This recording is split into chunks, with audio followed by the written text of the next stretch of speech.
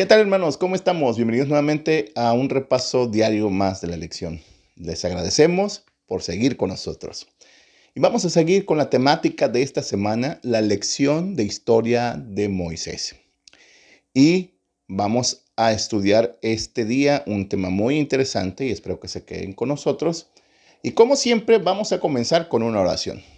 ¿Me acompañan? Vamos a orar. Querido Dios, llamante Padre que estás en el cielo, santificado sea tu nombre. Gracias te damos, Señor, por la oportunidad que nos das de estar delante de tu presencia, por permitirnos estudiar tu palabra. Y, Señor, te agradecemos porque escuchas nuestras oraciones. Queremos poner en tus manos todas nuestras necesidades, Señor, porque sé que cada uno de nosotros desea algo de ti. Señor, por favor, escúchanos. En el nombre de Cristo Jesús. Amén.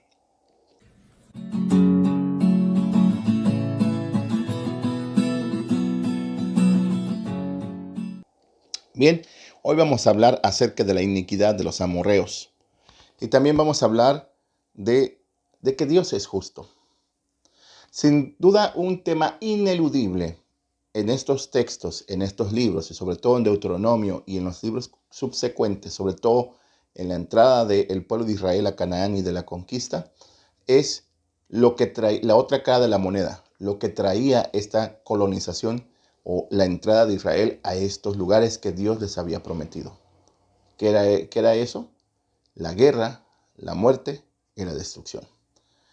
Es muy fácil para nosotros los cristianos tratar de evadir ese compromiso de contestar a esas preguntas de por qué Dios permitió todas esas cosas. Aunque no tenemos todas las respuestas y no podemos tal vez de justificar todo lo que se hizo o decir Dios lo hizo por esto exactamente porque definitivamente no tenemos toda la respuesta, sí podemos decir que Dios antes de hacer la guerra a alguno de estos pueblos les ofrecía la paz. Pero si ellos no la aceptaban, entonces se enfrentaban a la consecuencia de ser conquistados. Esto parecería algo terrible, pero si vemos un poco el contexto, realmente muchas de estas naciones no es que desconocieran de Dios.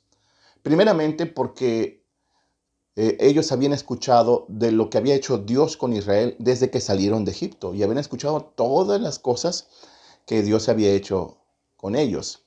No era algo que no fuera noticia en esos tiempos o que no supieran con respecto al pueblo de Israel. Lo sabían. Y muchos de ellos sabían que ellos iban avanzando hacia sus lugares. Eso lo demuestra cuando los espías llegan a Jericó y encuentran a Rahab. Pero también, segundo, porque muchos de esos pueblos también eran descendientes de algunos personajes de los patriarcas, ¿no?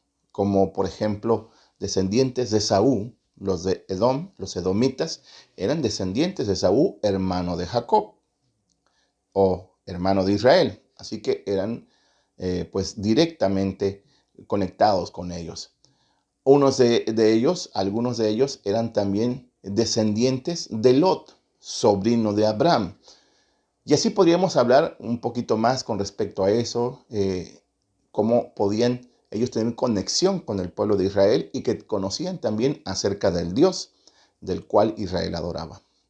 Así que no eran tampoco tan ajenos a las circunstancias y el conocimiento de las cosas de la ley de Dios o de sus principios. Sin embargo, ellos se habían apartado demasiado y habían llenado la copa de ira del Señor. Como naciones habían llegado al punto sin retorno. Su mal era endémico y si no procedían al arrepentimiento, entonces podían correr el riesgo de lo que pasó después cuando fueron conquistados. Los gabaonitas que se arrepintieron, que aceptaron pasar al pueblo de Israel sin ninguna oposición, pues ellos también recibieron gracia de parte de Dios. Rahab fue aceptada. De Jericó fue la única, una prostituta, fue la única que aceptó, ¿verdad? El mensaje que venía para el pueblo de Israel. Bueno, ¿qué podemos decir? Ojalá que nosotros podamos aprender de esto y comprender que hay cosas que no son tan explicables con respecto a la maldad humana, pero que sin duda alguna tenemos que tener fe en Dios de que no solamente piensa en el presente, sino en el futuro. De algo nos está protegiendo. Muchas veces pensamos, ¿por qué nos pasa esto? Algo malo. ¿Por qué nos ocurre esto? ¿Por qué Dios permite que me pase esto? Cuando más adelante vemos que si no hubiera pasado eso, no nos hubiéramos librado de alguna cosa peor. Dios trabaja así, Él ve el futuro y Él sabe lo que es mejor para ti. Tal vez te quitó de un trabajo que al final te iba a hacer peor que lo que ahora tenías. Tal vez te hizo perder a un ser querido que tal vez más adelante iba a sufrir más de lo que ahora sufrió. No sabemos, pero si confiamos en Dios, sabemos que al final las cosas serán para bien. Quiero invitarte a que tú también, como yo, confiemos en el Señor. Quiero hacer una oración para eso. Tal vez no podamos explicar mucho, solamente hasta un poco, por qué Dios permite que algunas cosas difíciles ocurran en nuestra vida y en nuestro mundo. Pero confiemos porque Él ha vencido al mundo. Querido Dios y amante Padre, confiamos en ti, que tu amor, que tus juicios siempre son justos. Y que tal vez muchas veces pensamos que las cosas son demasiado malas, pero al final tienes una recompensa para nosotros. Y queremos poner nuestra fe en eso. Señor, ayúdanos a comprender muchas cosas de parte tuya.